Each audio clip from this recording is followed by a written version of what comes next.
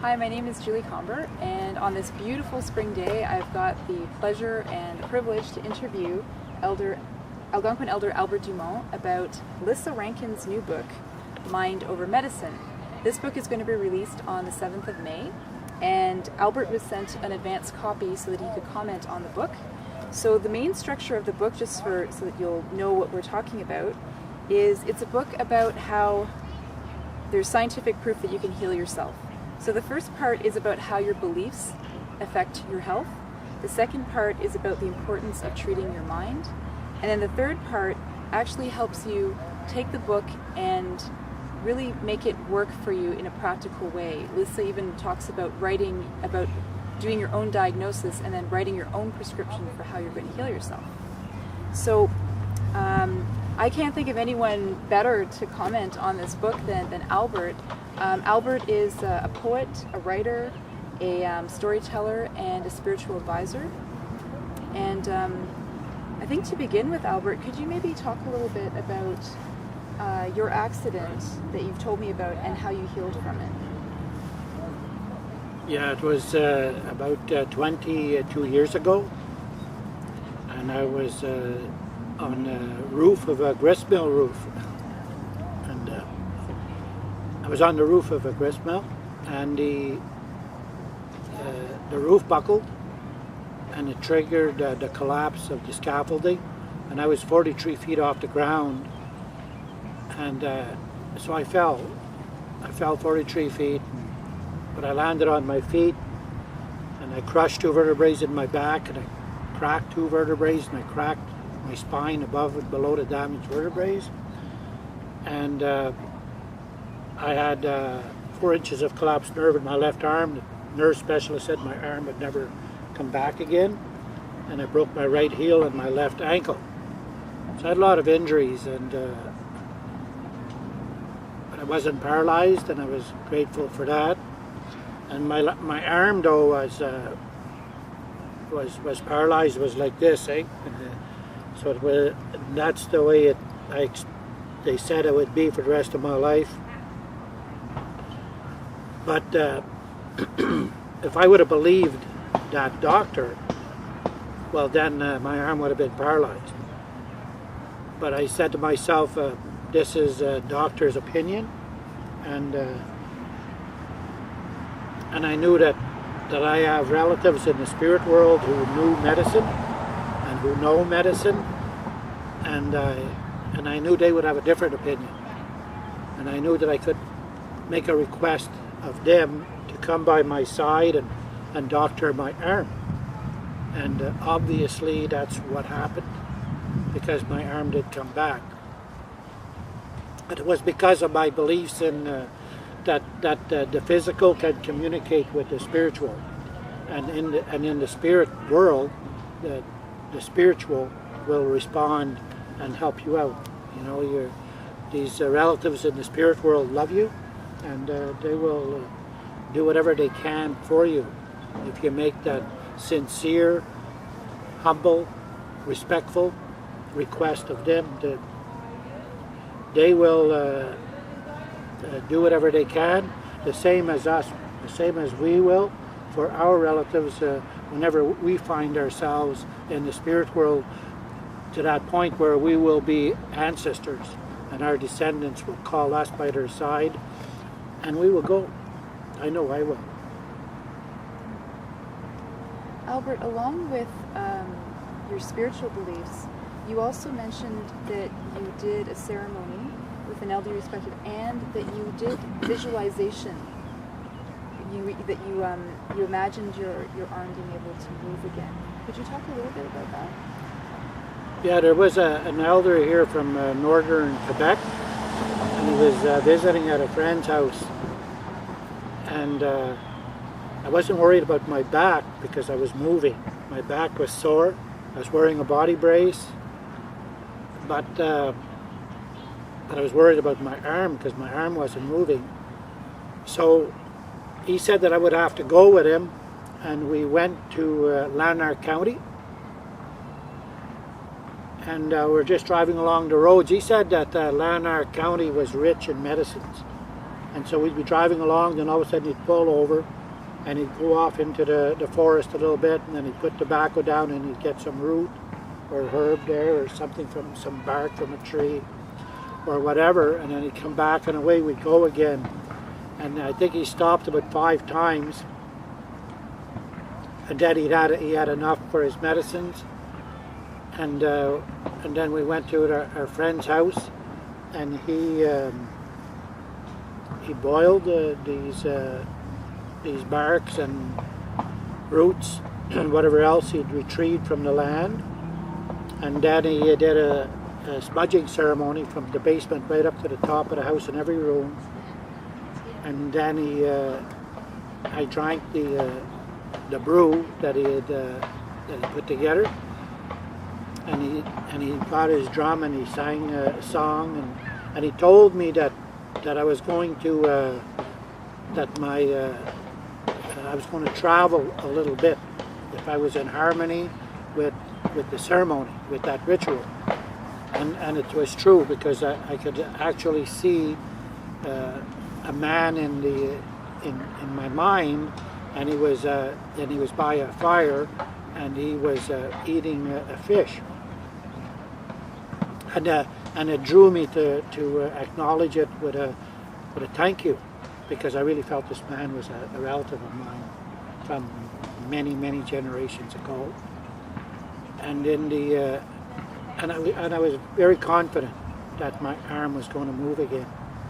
So after the ceremony, the medicine asked me that I believed that my arm was going to get better, and I said I did, and he said because it will, and it did. Yeah. And along with believing in the ceremony, you also told me about, it was almost like you were doing visualization of imagining that your arm was moving again. That's right, yeah. Well, whenever, so because my back was broken, and because I was spending a lot of time in bed, and I had this body brace on, and whenever I do exercises, I had a soup thermos. So I'd hold the soup thermos in my hand, and because I had a body brace on, I was able to go like this with my shoulders. And whenever I do that, the soup thermos would move up and down because of my movement. My shoulders moving, it was making that move. But I was saying to my mind that it's me that's going like this, as opposed to making a movement like that. I was saying that it's like this, right? And I kept telling myself that. So it's like you were training your body, like a physical visualization of your arm moving again. Yeah, for sure. Yeah, and I really, I never doubted it. I never doubted it. You know, it's when somebody is spending a lot of time alone, and they're spiritually strong, and they understand something about spirituality,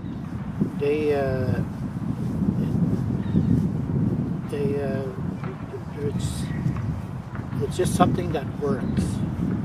For me, it obviously did.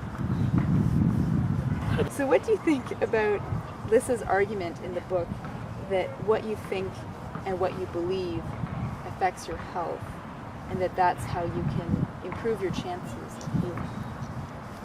Well, if you really believe in that a spirit world exists and that we're related, because my spiritual beliefs tell me that these are our relatives.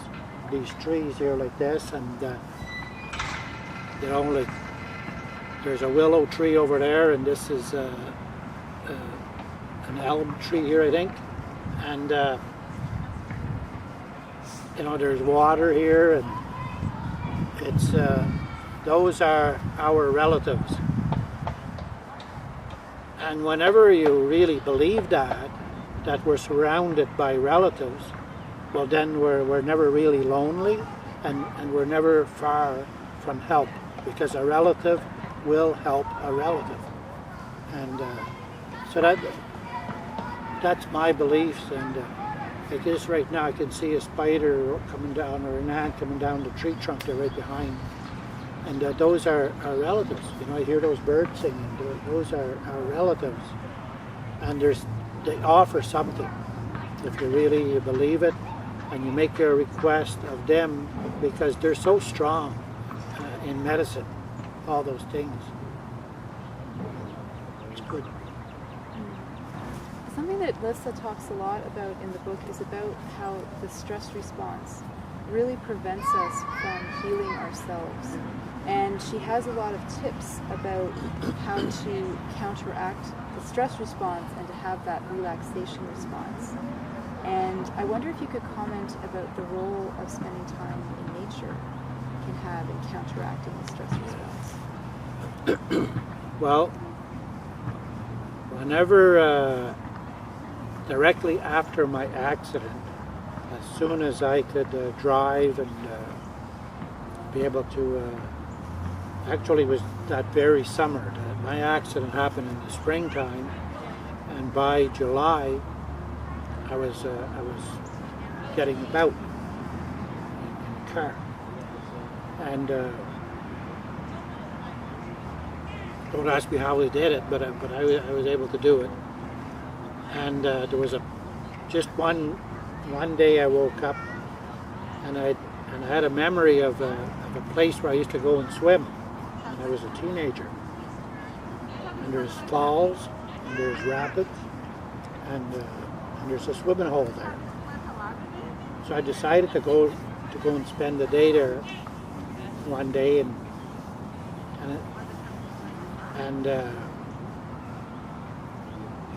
it was really nice to be there.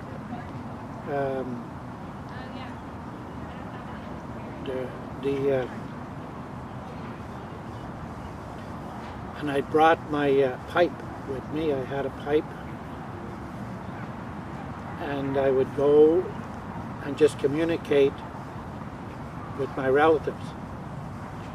Like there was birds and bees and spiders and otters and beavers. The rapids were there, the falls. That's the energy of the river.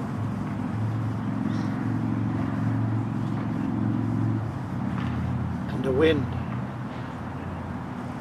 And I would meditate about my predicament and why I needed healing, because this was just a few years after I had started my life of sobriety, and I had severe addictions,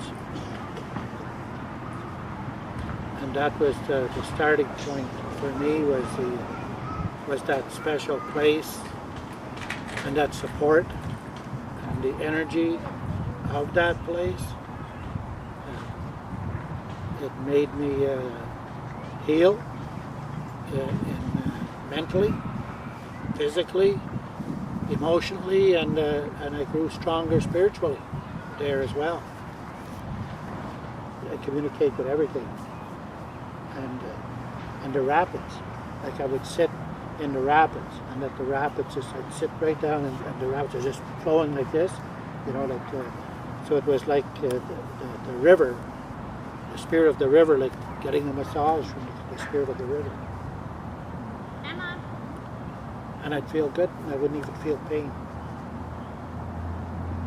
And I'd lay on the ground with my back, because the Mother Earth too, like, the clay or the earth, it's a healer too.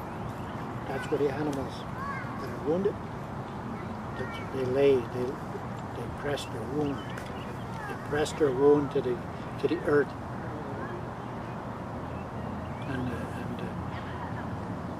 they don't say it maybe with a voice, and maybe they do, I don't know, but I'm sure they're saying, Mother, heal me, and because they do recover, like a wounded moose or a wounded bear or a wounded deer. Not all of them die. And because of the world we live in, people are so expert in portraying themselves to be happy and devil may care and things like this here. People are such good actors, and we should always be mindful that maybe somebody's is carrying a lot of pain in their heart. And in a good world, in a perfect world, people would be okay with reaching out to say to somebody, I need help. You know, and we don't live in a world like that, though. People just hope that, well, eventually they'll get over it. But eventually never comes, though, because they're not accessing the healing properly. That's what I believe, anyway. You know, there's no shame in asking for help. You know, from the land. If you can't bring yourself to ask a counselor, well then let the land, tell it to the tree here, tell it to the river, tell it to the bees and the spiders, tell it to the birds. You know, they'll listen and they'll help you out. Tell it to your ancestors because they love you. In the final part of the book, Lissa, it's trying to get people to really take all of this research that she did in the medical literature to show how we can heal ourselves, and then to give some practical advice on how to do that. And she writes about doing your own diagnosis. And she has a series of questions in the book about how to come up with your own diagnosis, and then about writing your own prescription of how you're going to heal. And that may, of course, include following conventional medicine for, pills and surgery and whatever, but there may be other things in it, like spending more time in nature, like healing relationships, that kind of thing. So it's a very holistic approach to writing your own prescription. Do you have any comments on that approach of writing your own diagnosis and of coming up with your own prescription for healing?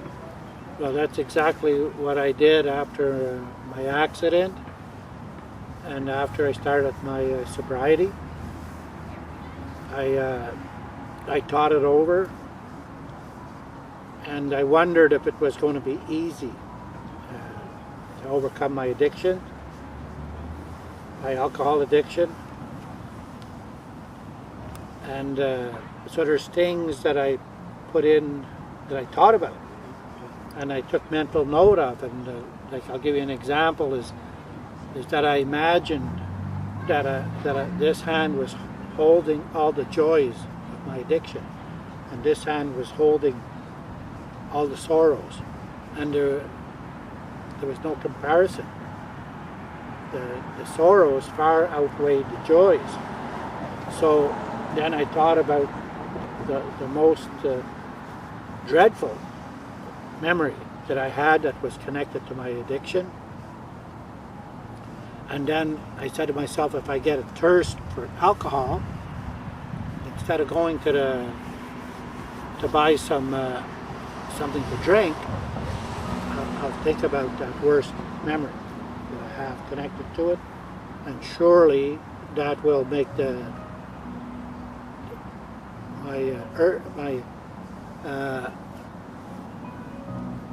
my desire to drink it'll chase it away, and then it did too. But nobody's perfect. I know I'm not, and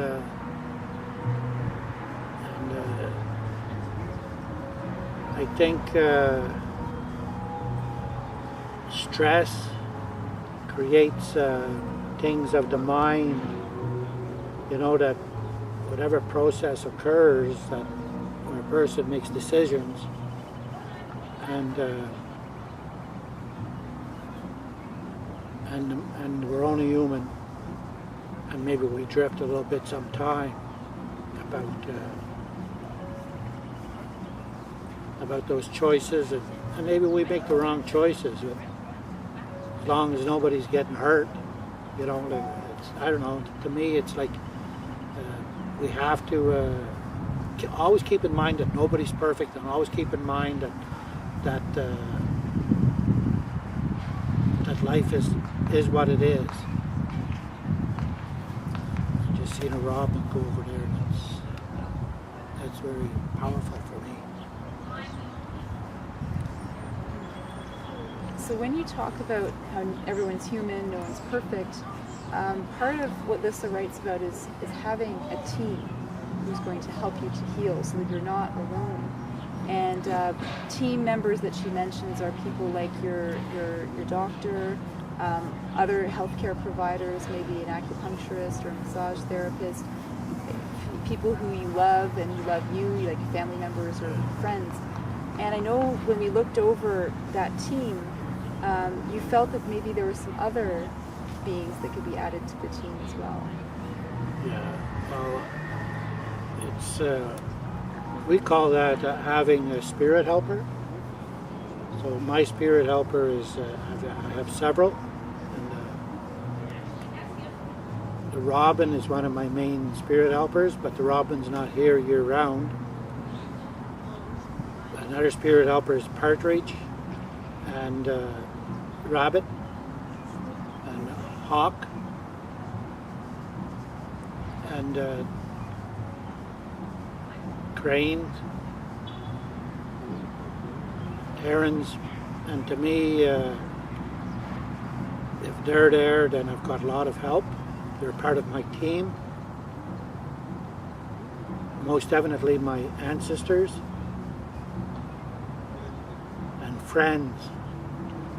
Like, I really need, I have a big need to be able to call up a friend and just say, let's go and do dinner. Here goes a black buck.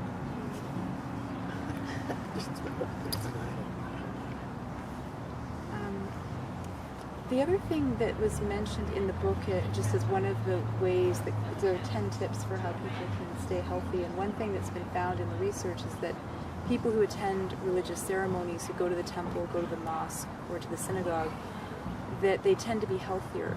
But Albert, I know from going to your ceremonies on the land in the circles that I find that very powerful. So I think there probably just isn't any research on how ceremonies like that are healing. They really are. Like just the circle, for instance. The circle has made dangerous men at the prison where I work part-time, has made them either less dangerous or not dangerous at all. And I know it, I wouldn't say that if I didn't know it to be true. It's for sure.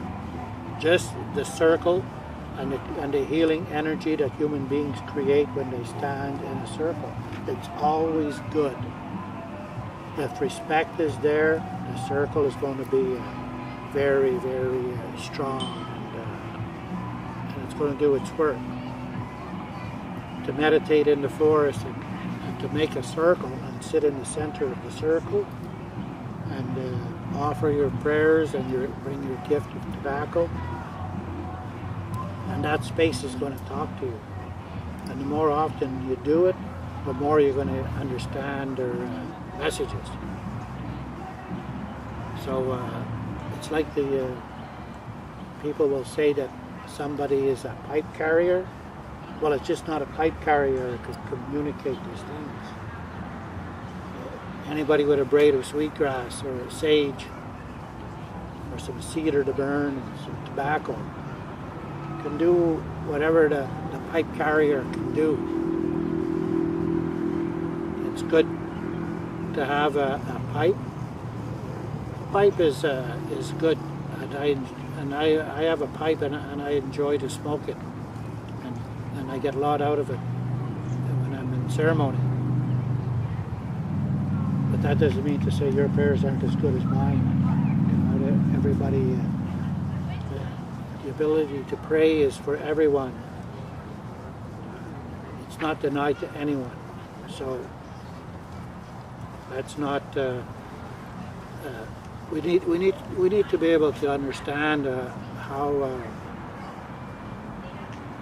what we can access through ceremonies and rituals, and how much we can heal. And how it'll build our confidence and make us just quicker to do a chore, properly.